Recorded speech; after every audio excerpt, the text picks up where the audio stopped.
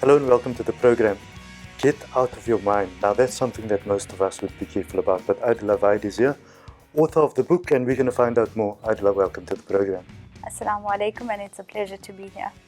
Now, normally for me to understand the book and to look into your book, which we are going to in a moment, we sort of need to understand Adila. Who is Adila? I would say I am a very passionate, dedicated, and most people say efficient young lady. The book is just something that has recently happened. So apart from that, I've always been very passionate about anything that I wish to pursue in life, and I'm very committed to anything that I take on. So if I had to best describe myself, a dedicated young individual. Now we can see that obviously authoring a book is not something that everybody is going to do. Where did it all start? Well, it all started with me penning down my thoughts over the past 4 years of my life. So through each challenge that I had ever been faced with, I would basically go into the diary and write down thoughts and then do a lot of research and reading into how can I manage the current situation of my life. And I've always been a book lover, very passionate about reading, and I've got a very nice library of interesting books, more self-help. So instead of going out there and blaming things, I always took responsibility for myself. And so then the writing happened. Adila, writing a book is not something that everyone is going to do. That's going beyond the scope of what normal people do. How did that all start? Okay, well, firstly, I agree with you because almost everybody can't wait to get out of school so that we can put the pens down, or out of your tertiary education and not open a book or not read a book or not get involved in that way. But I have always been an avid book reader. I love reading. I'm very passionate about reading. But also when it comes to writing, I feel that the best way in order for me to express myself is by writing. And based on the challenges that I faced over a period of time in my life, I've always decided to pen those thoughts and then do research whilst I'm penning those thoughts, and then ask questions and answers and do a lot of self-introspection, but on paper. And it's been 4 years later, and an opportunity posed where I actually decided to put that into birth of an actual book. So, like I mentioned, it's not something that's very easy to do. Before we go into the content itself, what are some of the challenges you faced during the writing process itself? I think the biggest challenge for me was, what are people going to say when they read this? What difference do I want to make to the person that's going to read it? And then a lot of things I would write down and actually retract and say, okay, that can't go in and this can go in. So it's more on what impact would I create on someone else's life when I was writing, because the book is focused on each individual and how best it can assist them. So the greatest challenge was having the right time, obviously, to sit down and pen those thoughts, but also saying, okay, hold on, is this good or is this bad for the person that's going to be reading it? So for me, that was the challenge. You've got an interesting title, Get Out of Your Mind, and I noticed that you've got 7 steps to creating long-term success and lifelong fulfillment. When you spoke about writing a book, most people would think along the lines of authoring something like a Harry Potter story or something of that nature. But this is intricate content. Yes, it is. What inspired that aspect? As I said a few minutes ago, I've been through challenges in my life, right? And then I needed a get out of your mind to help me at that time. And then speaking about the title of the book, within the confinement of the mind, yours and mine both, there's a lot of chaos that happens. There's a lot of chatter of the brain that goes on, where there's a voice inside you that actually speaks to you, which you think is you, that you create an identity with, and then that kind of manifests or helps you create the life that you live. And so I realized that the day I got out of my mind and took control of it, that's the day all of the problems started to find its own resolution. And so that inspired the name Get Out of Your Mind. 7 steps to creating fulfillment and success. It's basically 7 chapters of the book touching on different topics that has to do with the mind that you could basically understand and hopefully get out of. I have a feeling when you say get out of your mind, this is something to do with getting out of the box, thinking out of the box, and approaching things in a different way and not the conventional way. Is that who you're targeting as an audience? I am targeting every individual that needs to realize the magnificence of their existence And I think each one of us are caught up in human drama in this world because we believe, okay, we're human and we need to act out a specific role as a mother, as a daughter, as a sister, as a wife or husband, etc., for in the sense of a male. However, what the book teaches you is that you do not need to get caught up in the drama, but rise above it and understand your significance and magnificence of being a soul. And when you understand the magnificence of being a soul, then you are able to find a certain sort of peace within yourself, which will enable you to handle any situation that life throws at you, and then you'll be able to handle it in the human form. So that's what the book is actually for. It's for anybody that wishes to understand their own mind and realize the capability of themselves. Now you speak about 7 steps. Take us through 1 or 2 of them that might be sort of the highlight ones. The highlight for me is gratitude. I have an entire chapter on gratitude itself and the fact that complaint brings misery and lack of into your life. So the more you complain, you are opening yourself up for more negativity coming into your life. And then I teach you that you cannot blame other people and things for everything that is happening to you in your life. So the first step is gratitude. And there is a detox exercise in that book that teaches you how to become somebody that's more grateful and more appreciative and less of a complainer. And once you're able to do that, you'll see different things happening in your life where all of a sudden all of the problems that you have disappear and you'll think, okay, is this magic or what? But it's actually your own self that has rid the discord out of your life by changing your approach towards the life that you live. I notice you mentioned rid yourself of being a complainer. I'm sure there's many husbands out there that's buying the book for their wives.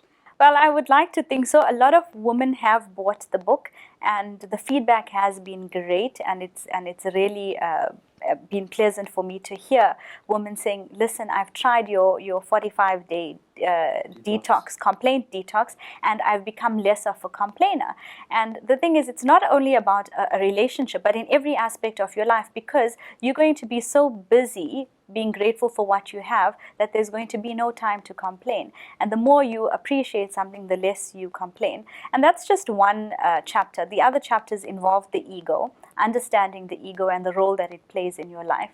There's also a chapter on fear and the way fear controls all of the things that we do in our life in every aspect or any aspect. And then I touch on business, entrepreneurship, even women that are at home and are housewives, and how fear can affect and understanding fear can actually change their lives. So it's a lot of introspection. It goes into, it explores, the book explores the mind and then the emotions attached to the different aspect of it. Some of these things are sort of, in a way, I wouldn't say mind-boggling, but they are not the run-of-the-mill type of content. And I want you to give me a pragmatic approach to your writing the book. Do you sit there at night thinking about, this is happening to me, I think this is the solution, I need to put that in the book? Do you consult other people, for example? But putting this together is no easy task. I can see that. Well, look, if for those that have read it, they asked me, so how old can you be, or do you need to be to read the book? And a lady had bought it for her 14-year-old. So it's if you read it, you're going to see, okay, this is plain and simple English. There's nothing complicated about it. I understand what Adila is saying in the book, and she's saying, understand who you are. So how do I do that? And then there's techniques that I provide. So I've asked myself the exact same questions that I would ask you, the reader, and then that's how the answers came through. And it's simple things. Name the 3 things that you're grateful for in life, or what is it that you are emotionally attached to, that if you had to let go of it, what would happen to you? So it's very well explained in detail, and then everything that has been written there has been a practice of mine over a period of time. So I feel confident and safe enough to put it out there because I've done it. I've seen what it's done for me in my life through the difficulties that I've experienced. I've seen the change come about, and it's the realization that all responsibility lies with you. You know, there's an old saying that says that for us to understand what we do have, we need to look at those that don't have. Are those some of the tenets that come through in the book itself? Well, yes and no, because it's easy to say that. Oh, there's people that are less fortunate than us, but you will never be able to truly understand it unless you experience it. So a lot of the elements has been my own life experiences in every aspect, lack of. And then I ask myself, okay, I've been blaming this, this, and this, a lot of external conditions for it. And then it lends to the question as to who is to be blamed here. So when you look at yourself and say, what needs to change within me? Do I need to change physically to change my situation? Do I need to change outer appearances? Then you come to the realization that it's internal change that needs to take place. And I always say this, unless and until you make a decision to say that I wish to change who I am at the deepest core of my existence, and that is your mind. And beyond that is your soul, understanding your purpose here. Then you kind of work from there going forward. And then you come to the end and you realize that you're nothing. We actually are nothing. And once you get to that realization of your nothingness, being nothing is still something. And it sounds very complicated as I explain it, but like I say, and people have say, okay, when you speak, okay, I understand, but I don't understand. How better can I understand it? And then I'll say, okay, read the book. And then the feedback is, okay, I understand completely now. And then if you don't, then I'll tell you, please read chapter 1 at least 3 times. It's on gratitude. Because once you pass that, every other chapter unfolds and becomes very easy. Now, you seem to be a central character in the book itself in terms of your thoughts and philosophies. Right. Are there other people in your life that you sort of drew from to get to the conclusions that you have? They are my grandfather. From a positive point of view and a negative point of view. Right, my grandfather, both my parents, specifically because I've read books over a period of time, and I've read different authors on the same thing about the mind and taking control, and everyone said the same thing. And then I looked to my parents and I looked to my grandfather, and everything that I've been reading, they are living.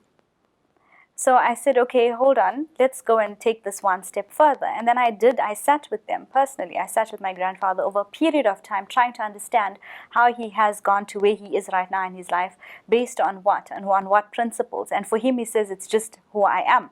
It's just my personality. But if he only understands that he is living something that is very difficult for many others, and that's why he's reached the stage that he's reached. And I feel like I've also been inspired by that. So it was always in me, but I never allowed consciousness or awareness to it.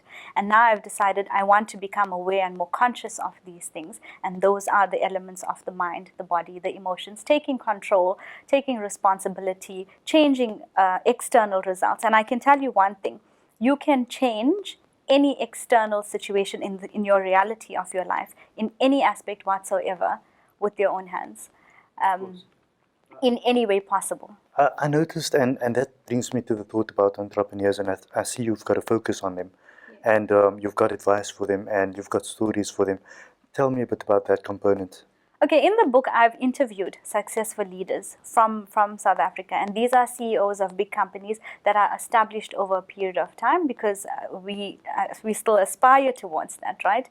And then I asked them very critical questions. What type of mindset do you have? What advice do you have to offer to young entrepreneurs? And all that wealth of information can be taken and utilized constructively by entrepreneurs. But my focus, yes, is on people that wish to pursue and equipping them with the tools that they require in order to achieve those levels of success. And then I always ask, what is your definition of success? Because for many people it's wealth, it's money, and for many others it's self-development, and for many others it's a combination of both. So it's equipping you to say, listen, you have what it takes. You may not have the financial backing, you may not have the resources that you require in order to get there, but if you have the correct mindset, everything that you require will come to you without your interference. Of course, if you were sitting at home and listening to this interview and asking a question, and that is, I've got some problems in my life like everyone else, and everyone's got this and that happening in their life, and they get busy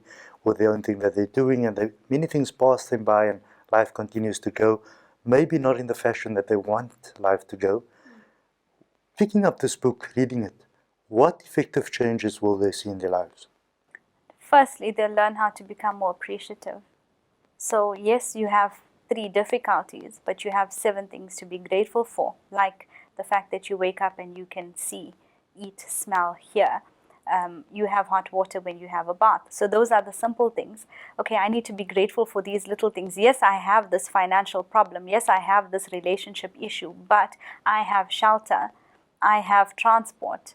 I have a basic salary, or I have food for that matter. So if there's nothing else that you learn from the book, you learn appreciation. And the beauty is that once you have appreciation, you'll find abundance flow into your life, because that's the fundamental in life, that appreciate what you have in order to receive more, but not for that reason only. Appreciate it because it's your thankfulness to your Creator. And once you've established that, and if you've learned nothing else, that's sufficient, because that will Spring off to other spring thoughts. off to every other thought in your life. So whenever there's negative, you must remember, okay, negative does not serve me. Negative is going to do nothing for me right now, besides bring more of it. So gratefulness is going to bring more of it. So it's in your hands ultimately to decide what you'd like. But if there's one thing you would learn, and like I say, read chapter 1 3 times. If you don't want to read the rest of the book, it's fine.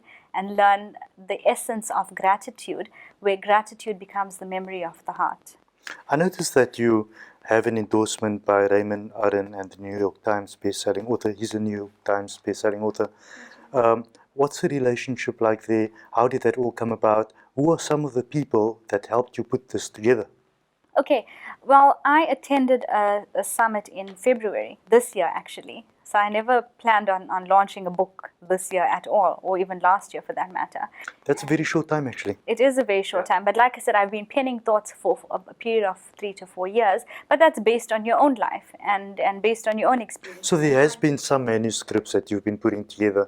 It's just lots of notes and lots of books of writing. No, that's unusual for most people too. It's not. I mean, the most I keep is my diary. There's no order. There's no order whatsoever. It's normal hardcover books with lots of notes, and it's dated. Every single day is dated, with first beginning with gratitude for everything, and then going into problems, and then going into questioning the mind, and then going into emotions and a whole lot of different things.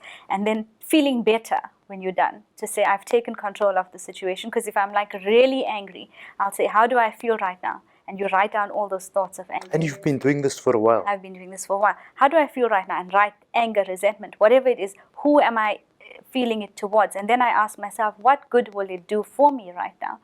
And then you realize the stupidity of the self and say, who's actually controlling who here? And then all of that happened. So in February, I attended a summit in Johannesburg, and there were international speakers there.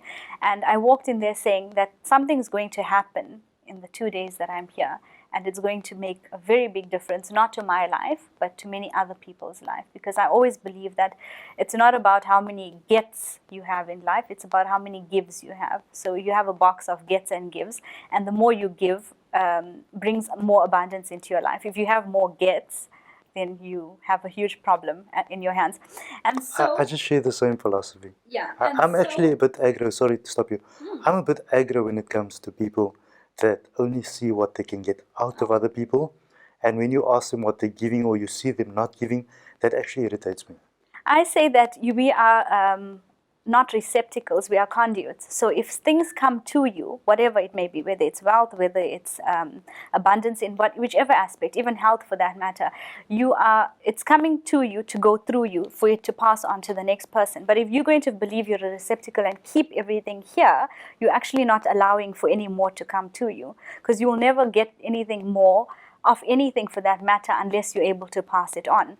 So I stick to that philosophy. And another example is a door. If you had to open a door, and depending on how much you've opened the door and the amount of space that you've left for either someone to walk in or someone to walk out, that's exactly the equal amount that you'll receive. So to however far you open the door, whether it's charity, whether it's love, whether it's whichever aspect of your life, that's the exact amount that you're going to get back. So you decide how far wide you'd like to open that door, which comes back to Raymond Arden. So I said, okay, fine, something is good is going to happen here, but your most important thing is intention. So what is your intention? My intention was not, oh, I'm going to gain something here and it's going to change my life and me. It was something's going to happen over the next 2 days that's going to change many people's lives. But it's going to happen through me, right?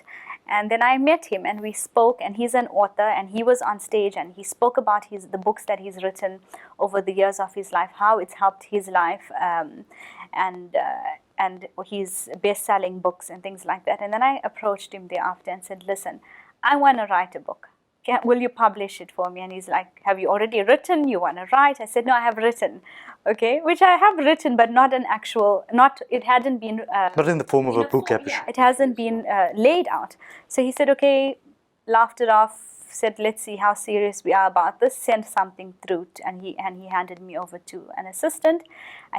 It took me about 3 months or so to kind of make sense of everything, put it into chapters and create a proper manuscript, and I sent it through and it was approved.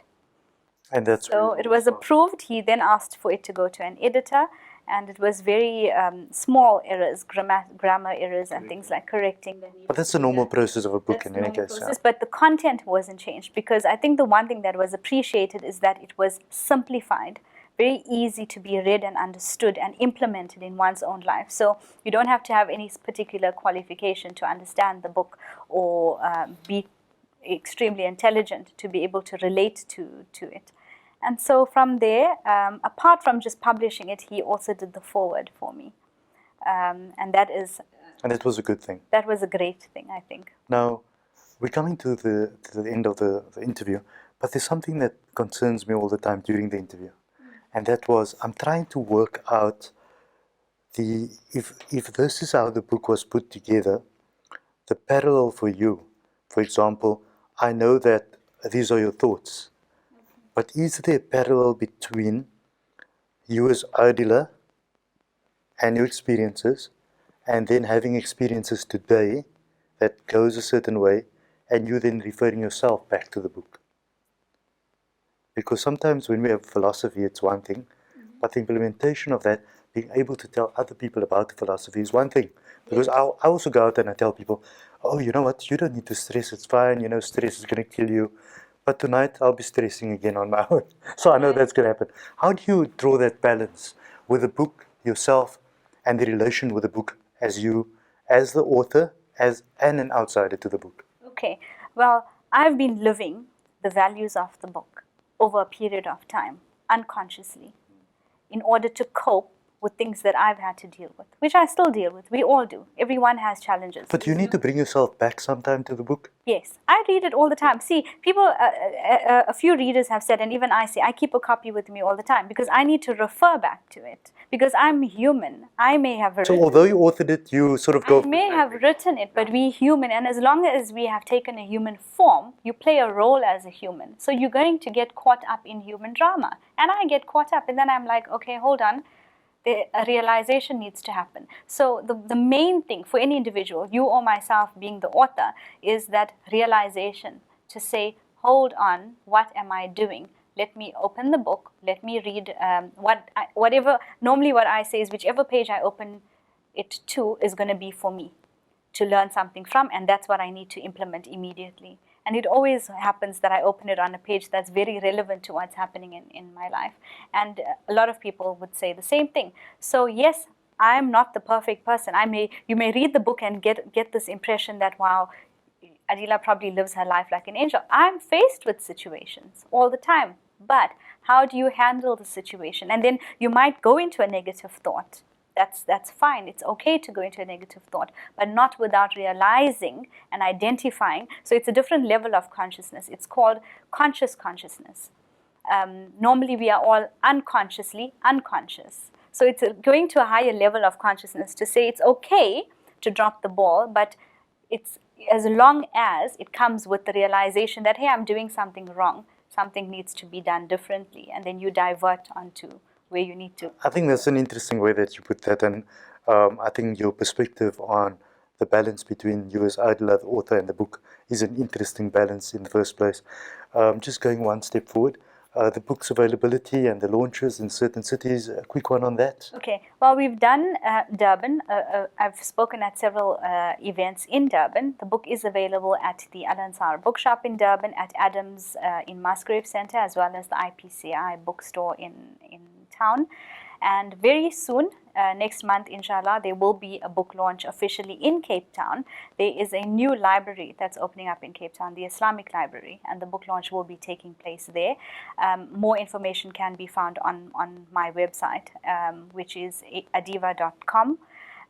As well as Johannesburg. But there will be information put out there on Facebook and several other media platforms for those interviews.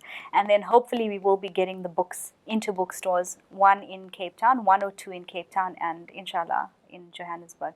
Anything for the future that you have in mind? I'd like Have you started stashing away some more papers?